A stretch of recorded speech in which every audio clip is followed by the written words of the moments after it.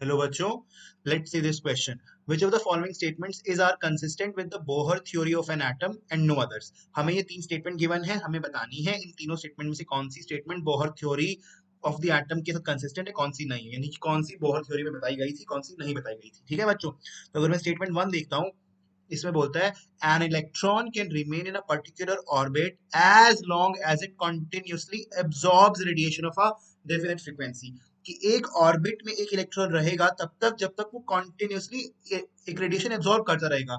ये स्टेटमेंट गलत है, ये बोहर ने नहीं बताया था। इनफैक्ट बोहर ने तो ये बताया था कि इलेक्ट्रॉन कैन स्टे और electron moves in a orbit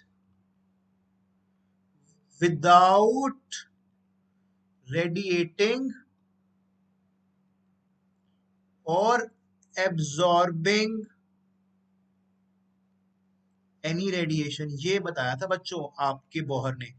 और तभी तो यहाँ से स्टेबिलिटी की बात आई थी आपके इलेक्ट्रॉन की, कि न्यूक्लियस के चारों तरफ आपका electron without emitting radiation, without absorbing radiation घूमे जा रहा है, क्योंकि अगर वो एमिट करता तो उसकी एनर्जी कम होते जाती और वो न्यूक्लियस में गिर जाता, और अगर एब्जॉर्ब होगा फिर वो एक्साइट ही होता रहता। तो इसलिए इसी बात से तो स्टेशनरी स्टेट का, स्टेशनरी ऑर्बिट का एक्सप्लेनेशन दिया था बोहर ने, कि स्टेशनरी ऑर्बिट है बोहर ऑर्बिट जिसके अंदर इलेक्ट्रॉन विदाउट एब्जॉर्बिंग और रेडिएटिंग एनी एनर्जी और रेडिएशन स्टेबली घूमता रहता है। तो ये स्टेटमेंट गलत है जो फर्स्ट वाली लिखी हुई है क्वेश्चन में। ठीक है बच्चों, सेकंड स्टेटमेंट देखते हैं। The lowest energy orbits are those closest to the nucleus. Nucleus के सबसे क्लोजेस्ट जो एनर्जी लेवल होगा, जो एनर्जी ऑर्बिट होगा न्यूक्लियस के क्लोजेस्ट, वो ग्राउंड स्टेट होगा बच्चों। ग्राउंड स्टेट एनर्जी लेवल होगी, और ग्राउंड स्टेट एनर्जी लेवल सबसे पहली एनर्जी लेवल होती है, और यस उसकी एनर्जी लोएस्ट होती है, क्योंकि ground state n one ground state GS लिखा है, ग्राउंड स्टेट से जो इलेक्ट्रॉन बैठे होते हैं ग्राउंड स्टेट में, वही तो एनर्जी एब्जॉर्ब करके हायर एनर्जी स्टेट्स में एक्साइट होते हैं। ठीक है ना बच्चों, तो इसलिए ये बात सही है, स्टेटमेंट टू इज करेक्ट। अब कहता है स्टेटमेंट थ्री में, all electrons can jump from k shell to m shell by emitting radiation of a definite frequency। देखो बच्चों, k l m n ऐसे आपके शेल्स होते हैं बोहर ऑर्बिट में, ठीक है ना, n बीइंग 1 2 3 4। ठीक है, तो जो m शेल, वो कह रहा है कि k शेल से m शेल में जंप किया इलेक्ट्रॉन ने।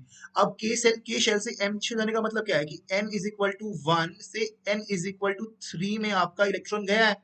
अगर इलेक्ट्रॉन लोअर एनर्जी लेवल से हायर एनर्जी लेवल में गया है तो कैसे जाएगा, बाय एब्जॉर्बिंग रेडिएशन, क्योंकि इसको एनर्जी चाहिए होगी ना, तो एब्जॉर्बिंग एनर्जी, एब्जॉर्बिंग रेडिएशन करेगा, तब वो आपका ऊपर जाएगा। अगर यहाँ पे वो कह रहा है कि it went upwards by emitting a radiation, emit तो वो तब करता है बच्चों जब इन केस वो एम से वापस एम एम से वापस के में आता, by losing energy, by emitting energy. ठीक है बच्चों, तो ये स्टेटमेंट गलत है थर्ड वाली भी। तो कौन सी स्टेटमेंट सही है, सिर्फ two only, so option b is correct. Okay, so b is the correct answer बच्चों, make a note, thank you.